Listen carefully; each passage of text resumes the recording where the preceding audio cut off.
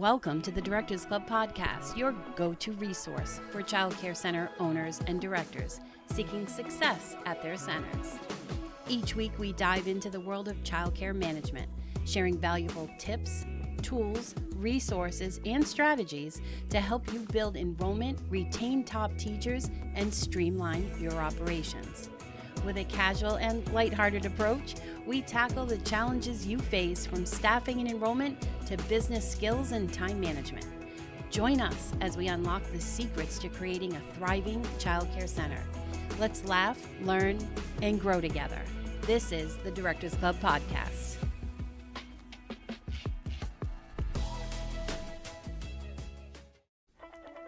Welcome to the Directors Club podcast, the podcast that helps you learn the business skills you need as a child care center director to build enrollment, retain your best teachers, and get your center operating just how you want it. I'm Noelle Dentino. I'm a fellow child care center owner and active director with my sister Sarah. We operate a successful child care center in Massachusetts. By merging my background in business with Sarah's background in early education, we found the perfect recipe for a successful center. The Directors Club podcast will provide you with simple business tips to help you get things done at your child care center. Episode number 14, Making Policies Stick. Hi, my friend. It's Noelle from the Directors Club. One of the biggest questions that I get is how to get teachers to follow policies or follow them consistently. I have 5 steps that I put in place with all policies that will increase the consistency of the policy being followed. It's not going to solve the problem. I did not create a miracle process. We're still going to have to deal with some inconsistencies, but for the most part, you can get them back on track. I also like to mention how important I think consistency is, and that addressing that is so important. Let's just say one of the policies that you want followed could make or break a chaotic pickup process. If the teachers don't follow the policy, the parents will continue to pick up in a chaotic room. Teachers could remain stressed out at the end of the day. And families could leave because it's too much. Or they talk at parties, they wonder if the rest of the day at your child care center is like that. As a director, if a policy needs to be implemented to reduce a chaotic pickup, and when the team does it consistently, you get a great end of the day, right? And if you think about this, though, if the Department of Early Education comes out with a new policy, this clearly triggers us to create a procedure to follow this new policy that we have. And then when we have an inspection, they're going to come in and they're looking to see, how are you doing at this policy? And we don't want them to come in and record on our license that we're struggling with simple policies. You don't want that. There are 5 steps that I use to start and implement a policy at my child care center. The first one is clear direction. What does it look like when I announce a policy? Is it something small where I could walk around and say it? That works, but that's telephone.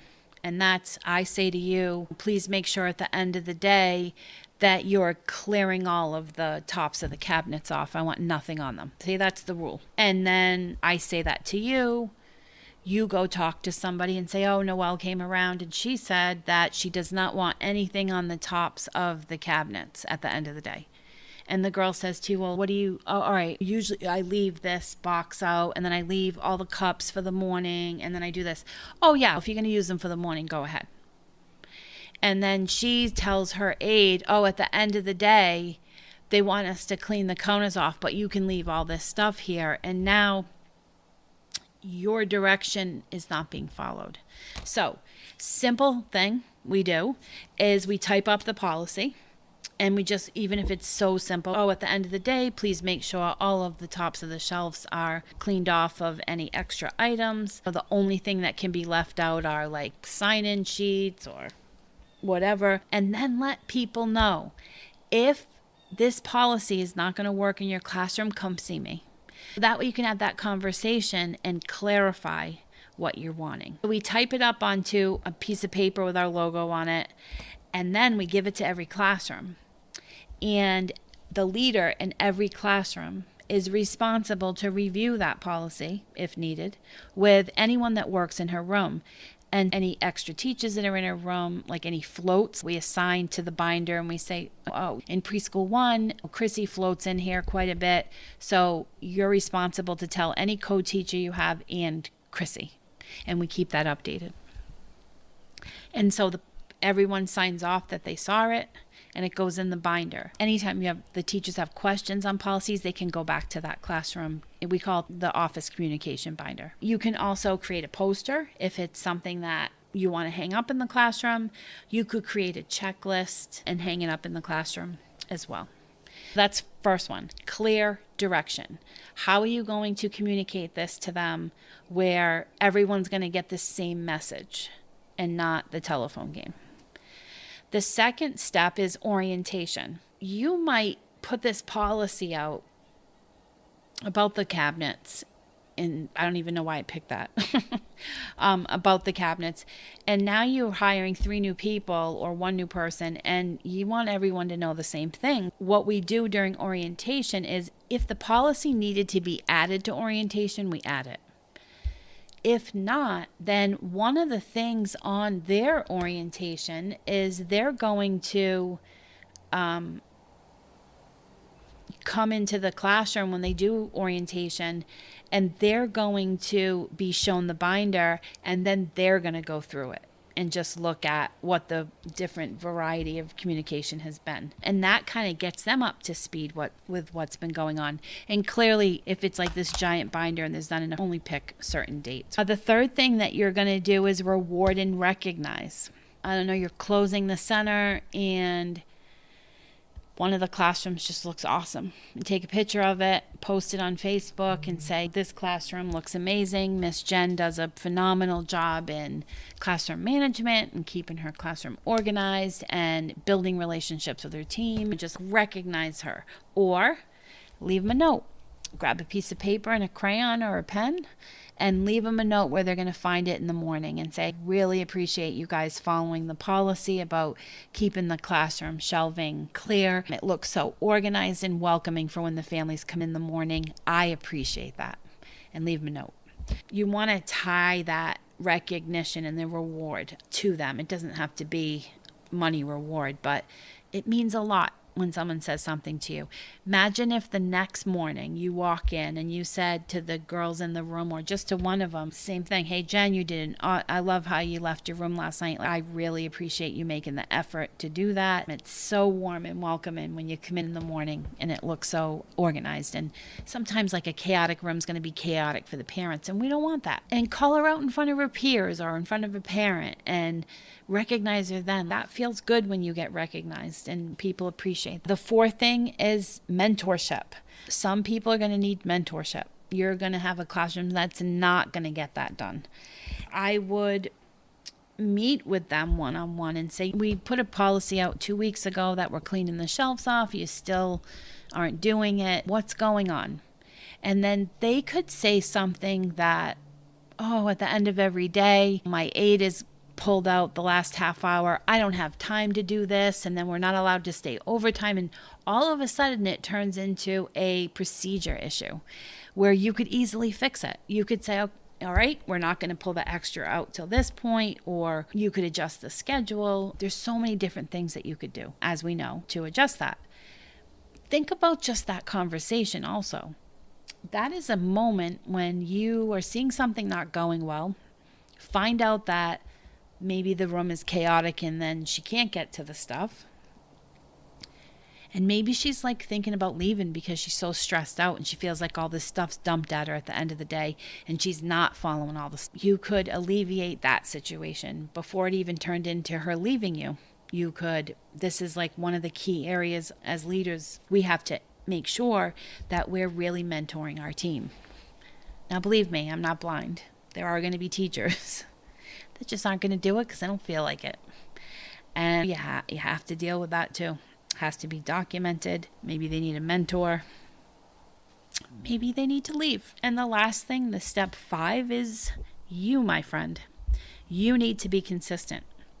You cannot see it. An issue like, we're going to keep using the shelving issue. Someone that you really like in a classroom, or someone you're afraid to confront in a classroom, and that doesn't get addressed, that they're not following it, but then you're all over everybody else. Or you say it sometimes and you don't say it others. It has to be consistent.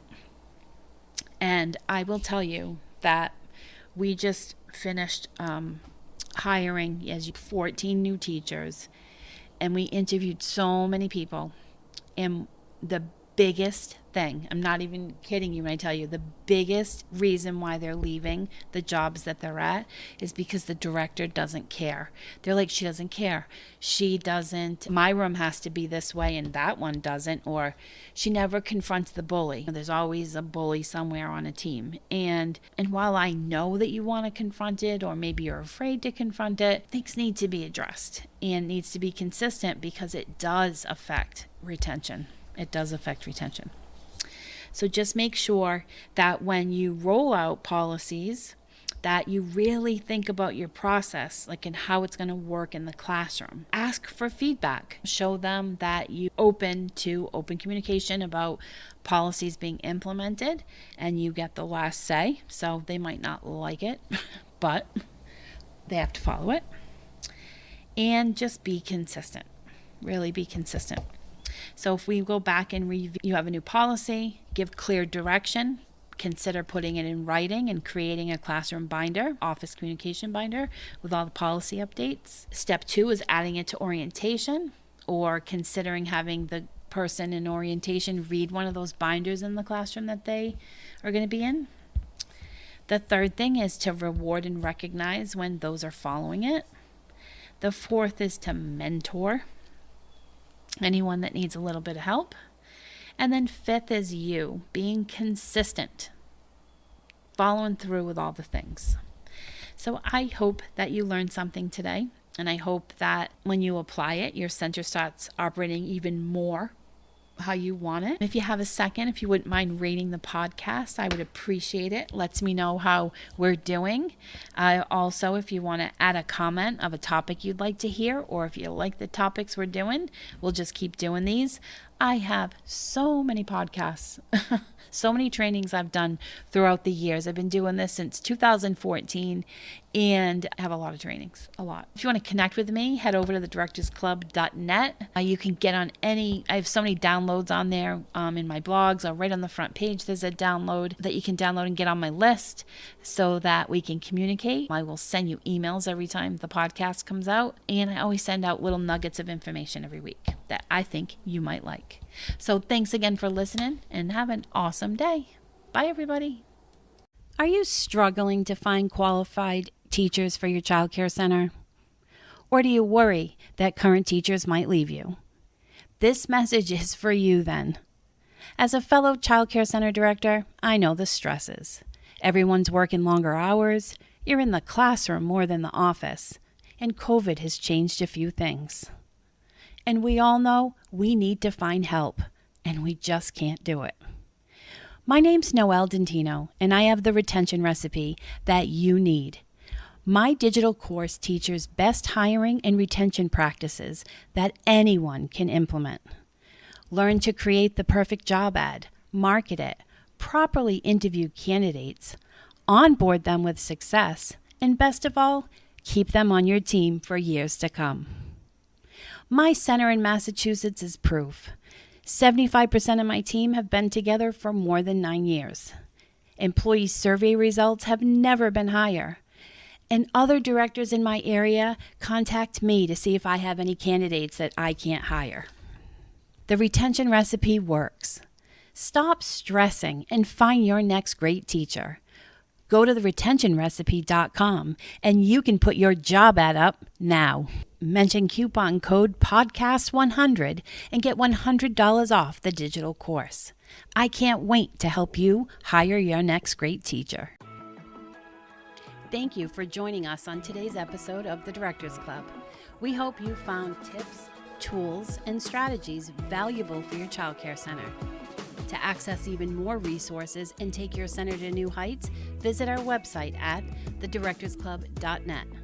There you'll find a wealth of exclusive content, training programs, and support tailored specifically to childcare center owners and directors. Don't miss out on this opportunity to unlock your center's full potential. Remember, success starts here at the Directors Club.